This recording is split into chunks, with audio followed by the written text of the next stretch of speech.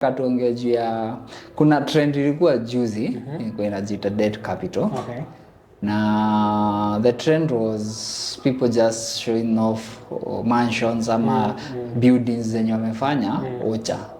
Which is by the way some were awesome. Zingine zilikuwa fiti sana, especially Wajaka walishine. And also about a week or two ago nilicheki Muramo akiulizwa na Dr. Keng'oli his reasoning behind kujenga Ocha na kama na the cost ya hiyo nyumba anajenga. Akasema so far ametumia sijui 10M and kumaliza hiyo nyumba itamkula almost 14M. So and then something came about, akasema kama mtu anajenga nyumba ya 14 million, it means akona another 14 million ama 10 million pahali. Si kujenga tu, yes, ni sawa. Ukiona mtu anajenga nyumba ya 10, mjua kuna 10 mingine. So and then you know mi ufanya mambo ya rad sana, napenda kuongea juu ya mashamba and how people wananunua plots like Malindi, this interior places sana. And then kasema why can't I talk about this topic in my worldview. Kila mtu ana worldview yake. Yeah? So this is my opinion. Yeah? And you may like it or not, but at least I give you my opinion, perhaps, but I'm coming on the side ya hesabu.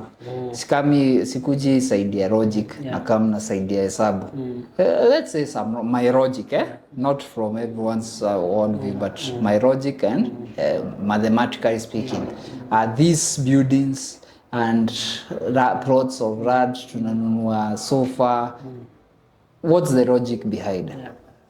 So let's talk about debt capital. Is it worth it to build nyumba Ocha na uko unaishi Tao and unajenga nyumba ya 50 million?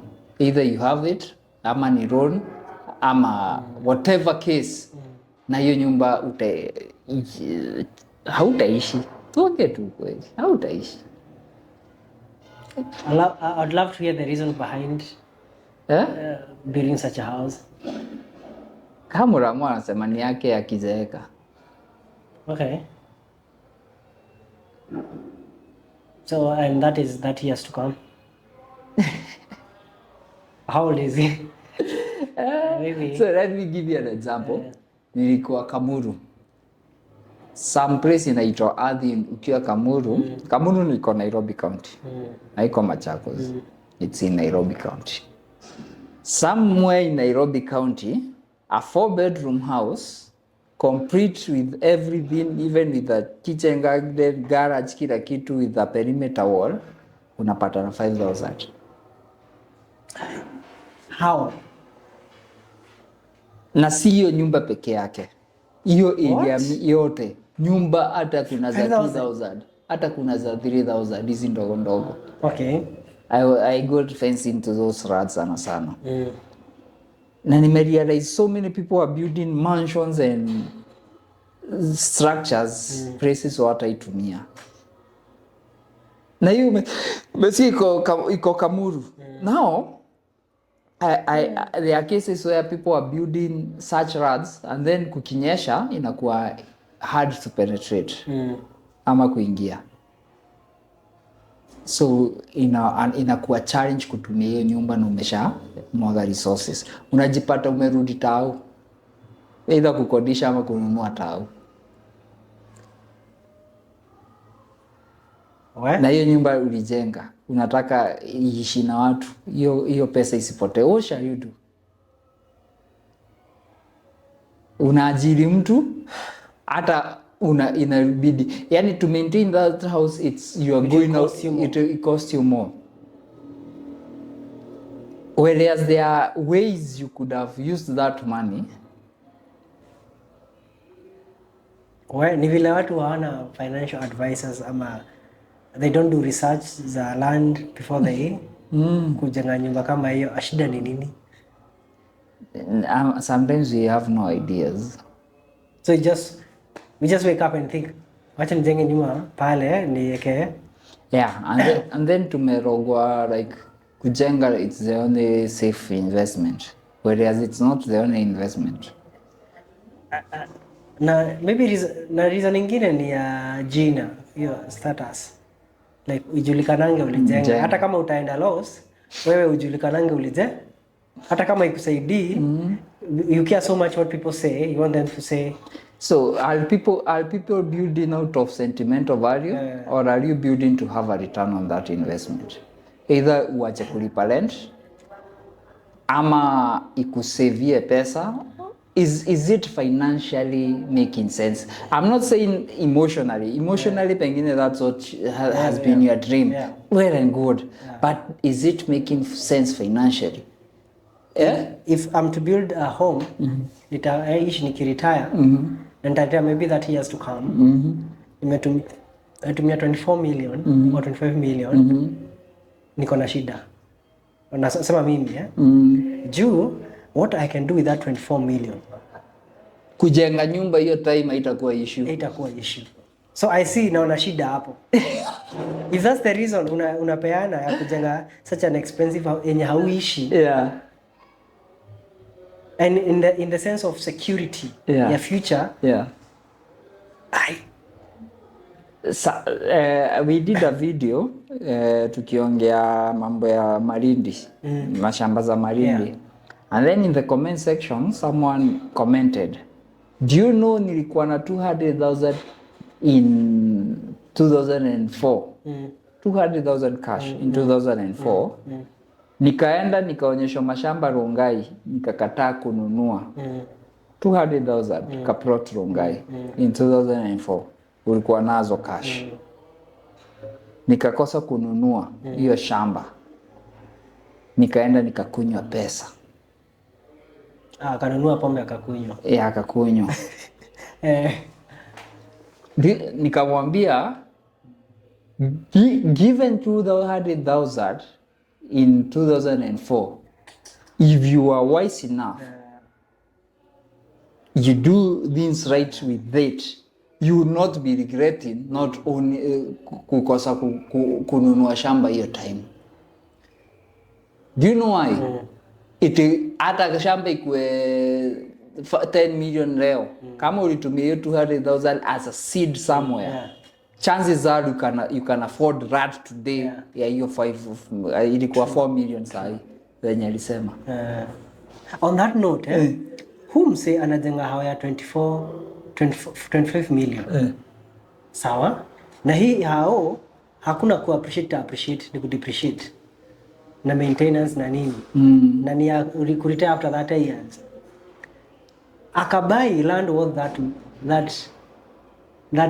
amount of money, 25 million.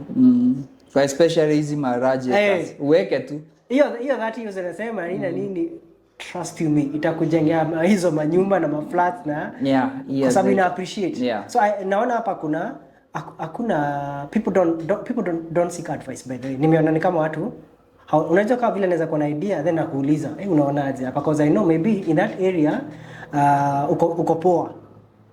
And I think many Kenyans don't do that. Hakuna wafanya hata wakwangi interested in that. Ni pesa yangu acha nifanye vile nafikiria. Na ile nyingine ya build in silence. It is possible to build in silence but build nonsense. Okay. So my issue is, are we making financial decisions based on emotions? Ama based on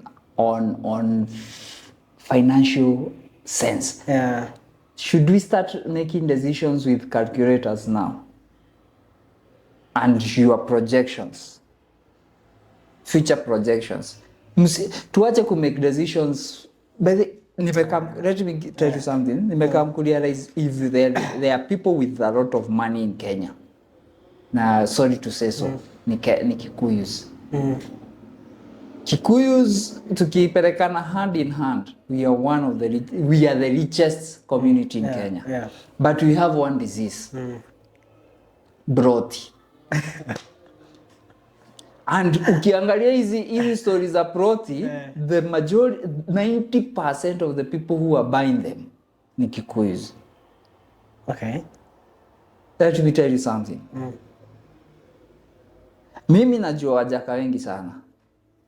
Na najua Wakisii. People have related with. They only buy rad that they need at that particular time. Not buying rad to store to sell. Juu hiyo ni kama rad banking.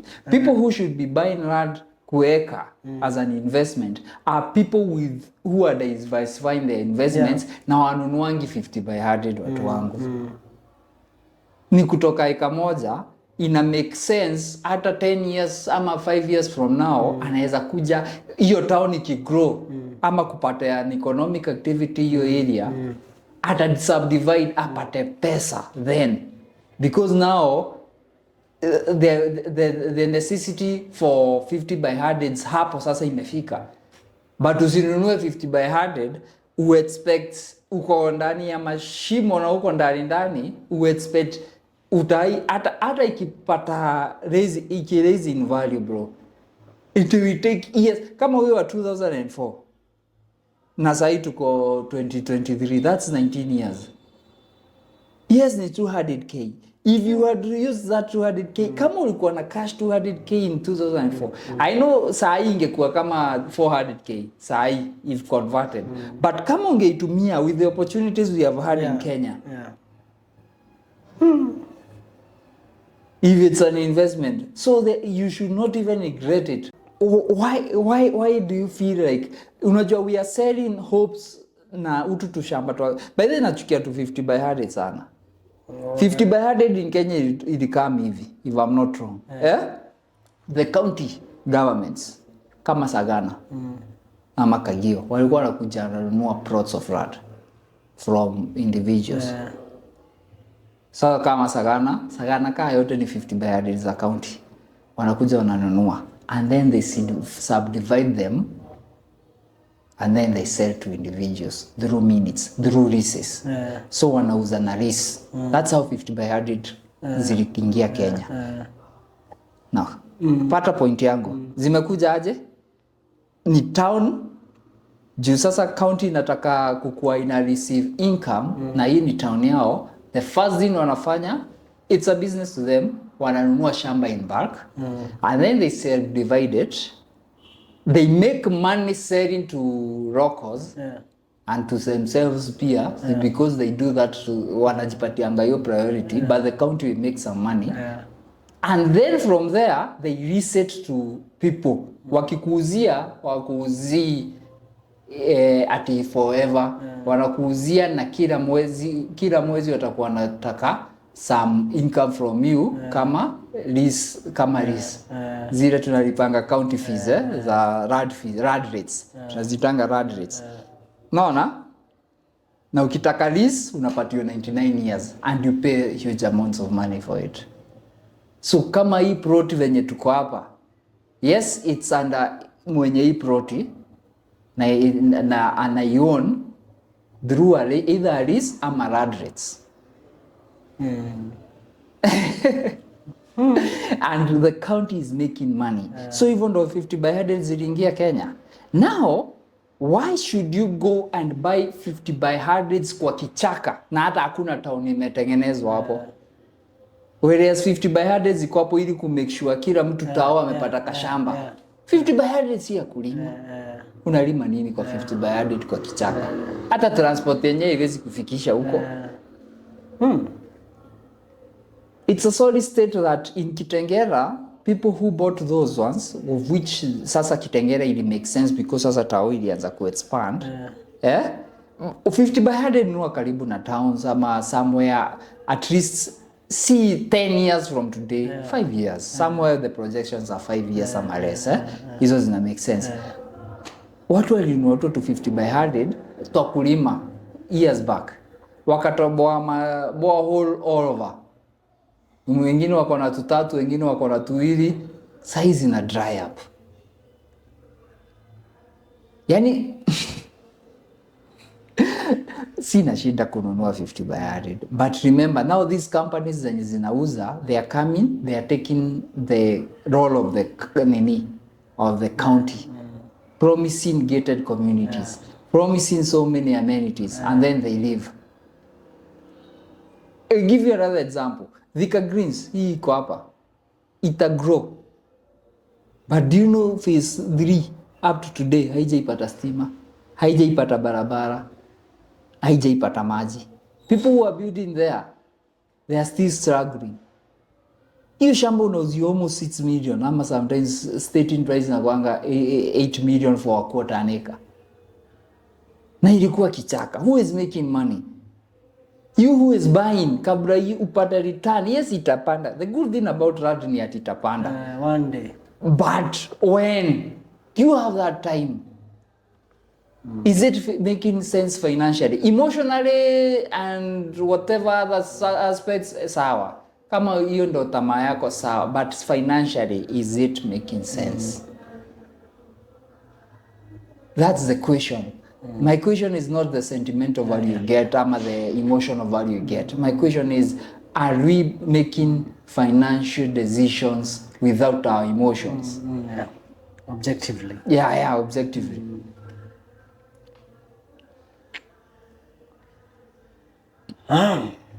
Now, I was on the Kikuyus. We are one of the richest communities. But in Kikuyurad, we are one of the few places there is almost zero inventions. Show me industries in Kikuyurad. Show me producers in Kikuyurad. People producing things. Show me. But yet we have the money. Tunapeleka kwa proti. Instead tukusanye hizo pesa to come up na companies. To pull those resources with ama hiyo pesa ya proti nunua machines. Show me producers in Kikuyu. Other than Thika. Na za Thika ni za Wahindi. Show me. Hakuna.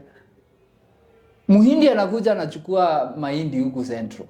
Anapeleka Thika. Anatoa Elianto.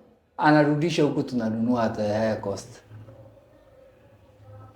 Whereas we have the money. Zote zimeziko wapi? Kamuru. Na Malindi. Na tunalia maisha ni expensive. Okay, I know the government has played a big part, but we are also playing a very huge part. Hey. Yeah. Yeah, I also playing a huge part. Kazi yetu ni kuwa mabroka na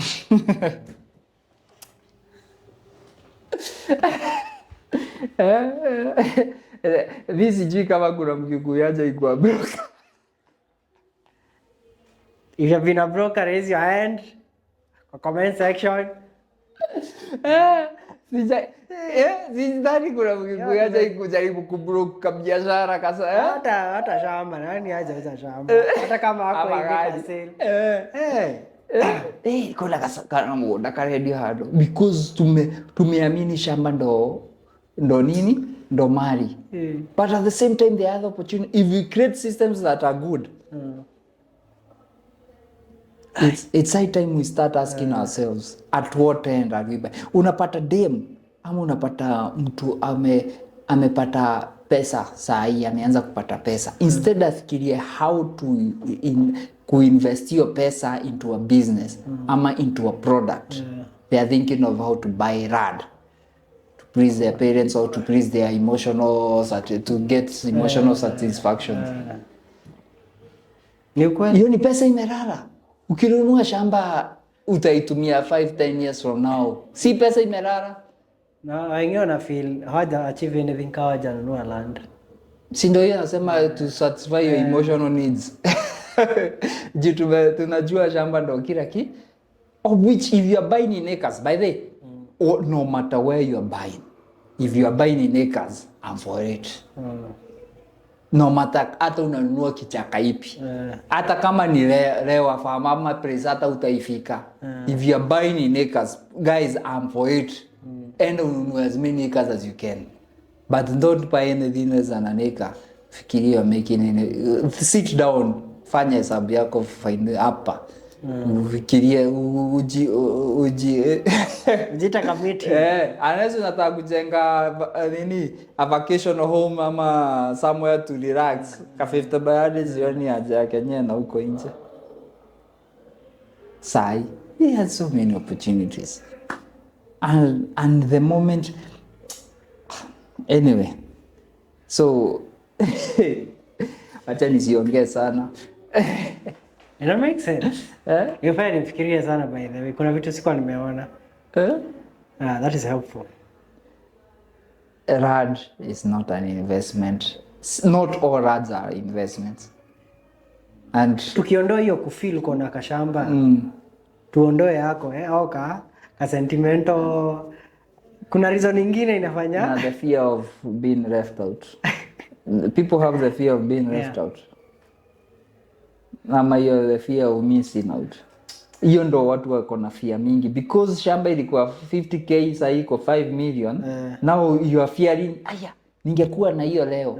Ama kama ningekuwa mzee hiyo time sasa ningekuwa na 5 million. You see, now you are fearing of missing out. You have that fear of missing out. But at what cost? Why can't you siku hizi tunasoma tuko na internet. Why can't you innovate something? Be innovative. Try something new. Siaga maembe, siaga nini? We have resources. But then nimekam kurealize if there are people who are blessed in Mount Kenya, we have so many resources. Resources mingi sana. Maembe iko, avocado ziko azishagi kasa hizi zaona mpaka zina harvestiwa na shindo zinatoka wapi. Naona tu zikipita na marodi. There are resources. Adoa nyoba. But the few of us who are thinking out of the box are being wanaenda mbali sana. The few of us who are thinking outside the box wanaenda mbali sana. Tusingoje pesa ya investors wa nje ikuje itusaidie. Let's invest on our own. Let's invest on our young ones. Mtu akiwa na idea, if it's viable and reasonable, invest in it, push it. Nyinyi wenye hizi chama watu wa mama wanakuwa nazo, hizo pesa mnakusanyanga which are many, instead ya kukodishana na kupatiana loans na kununua tu shamba, it makes sense. Find young people who has ideas, monitor that idea, grow it, ipatie fertilizer na hiyo manure juu hiyo manure ni pesa yenyu. And na mukue sasa and make sure these young people are accountable to your money. Keep systems that we make sure. Sasa shida ya hapa Kenya ni tukiinvest kwa kitu tunatakanga vitu zikama automatically. Now make sure you have systems to secure your money. The same way unakuwa na system ya kusecure pesa mkinunua loan. The same way unakuwa na system ukinunua shamba, you are assured your money is secure. Now create systems among yourselves to make sure any investment you are making, your money is secure. And it's easy nowadays. Very easy. Si kama zamani.